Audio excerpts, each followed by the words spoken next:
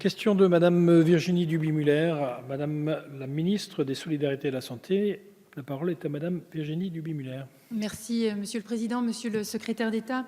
Je souhaitais vous alerter une nouvelle fois sur la situation extrêmement préoccupante de la psychiatrie en Haute-Savoie et j'associe mon collègue Martial Sadier, ancien président du GHT Léman-Montblanc. Dans ce secteur, les équipes soignantes sont en sous-effectif chronique, contraintes d'allonger leur temps de travail. Les directeurs de services connaissent aussi de grandes difficultés de recrutement du fait du coût élevé de la vie sur notre territoire et de la forte attractivité avec la Suisse voisine. Actuellement, à l'établissement public de santé mentale de la vallée de l'Arve, 30% des postes médicaux sont vacants. Le sous-équipement en structures médico-sociales d'hébergement oblige à maintenir en hospitalisation de nombreuses personnes qui ont pourtant une indication MDPH pour un autre lieu de vie. C'est évidemment un coût pour la collectivité, mais cela perturbe aussi le parcours de patients en crise pour qui il n'y a plus de lits d'hospitalisation disponibles. Le recours aux soins sans consentement est d'ailleurs plus fort que dans d'autres départements. La Haute-Savoie est en vraie sous-dotation par rapport à la dotation annuelle de financement par habitant nationale et régionale, dans un contexte pourtant de forte pression démographique parmi les plus fortes de France. La psychiatrie est finalement le parent pauvre de la médecine en Haute-Savoie. Les exemples ne manquent pas. Au centre hospitalier Annecy-Genevois, 10 lits ont été fermés, ainsi que le service de pédopsychiatrie. Sur le site de Saint-Julien-en-Genevois, il n'y a plus de psychiatre de liaison. Le parcours le plus complexe dans le département est sans aucun doute celui des adolescents. Lorsqu'un adolescent fait une crise aiguë, les médecins m'ont expliqué qu'il faut soit le garder sédaté en unité d'hospitalisation de courte durée, soit l'adresser en pédiatrie avec un voisinage peu évident à gérer, soit l'adresser en psychiatrie adulte. En 2018, ce fut le cas pour 20 séjours à l'EPSM. Les équipes démunies vivent ces moments comme de la maltraitance qu'on leur demande d'exercer. On ne peut pas leur donner vraiment tort. C'est pourquoi beaucoup quittent la discipline. Concrètement, cela se traduit par des situations de rupture de soins pour les malades et génère un stress terrible pour les familles. Les équipes soignantes sont épuisées. La situation ne peut plus durer. Monsieur le secrétaire d'État, quelles mesures comptez-vous mettre en place pour renforcer et soutenir les pôles psychiatriques de Haute-Savoie avec des moyens humains et financiers supplémentaires?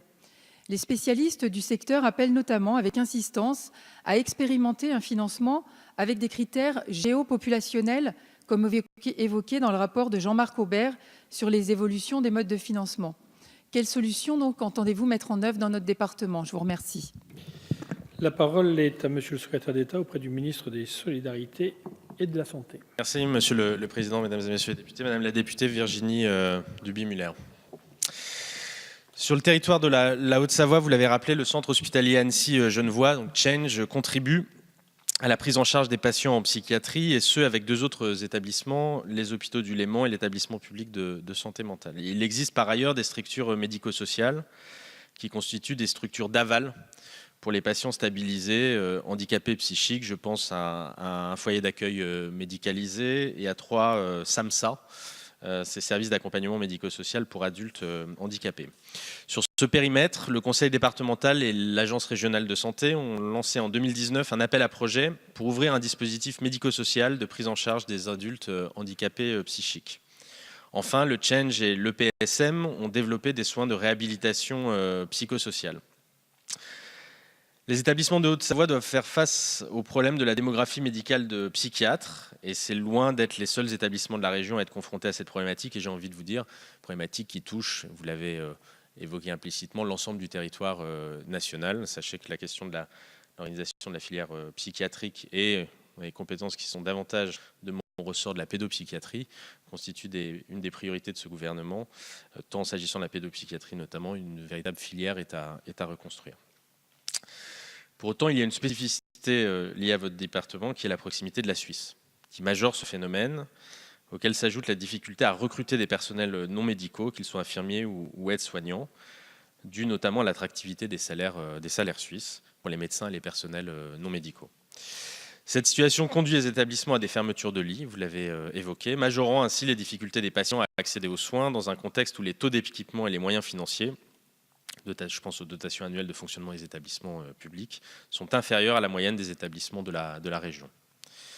Concernant le Change, la pénurie de médecins psychiatres a par ailleurs conduit cet établissement à fermer également son unité de pédopsychiatrie. Aujourd'hui, seules 2 cliniques privées assurent la prise en charge des enfants et des adolescents en hospitalisation complète, et seule une de cliniques est financée pour accueillir des situations de crise en pédopsychiatrie, sans pour autant être en réelle capacité de répondre à l'ensemble des besoins, notamment s'agissant des situations les plus complexes.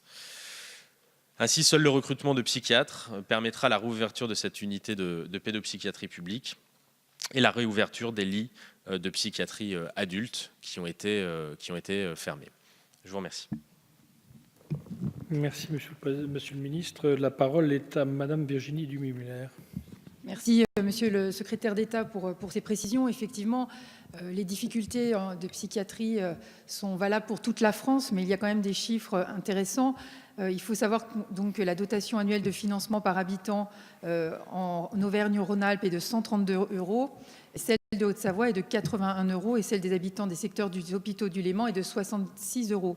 Donc on voit bien à travers ces chiffres que la sous-dotation est très importante. Par ailleurs, certains établissements ont recours à l'intérim et c'est un coût extrêmement élevé. Donc nous comptons vraiment sur vous pour l'avenir, pour entendre et la voix des usagers et celle des familles qui sont vraiment très inquiètes. Je vous remercie. Merci. Question de monsieur Jean-Hugues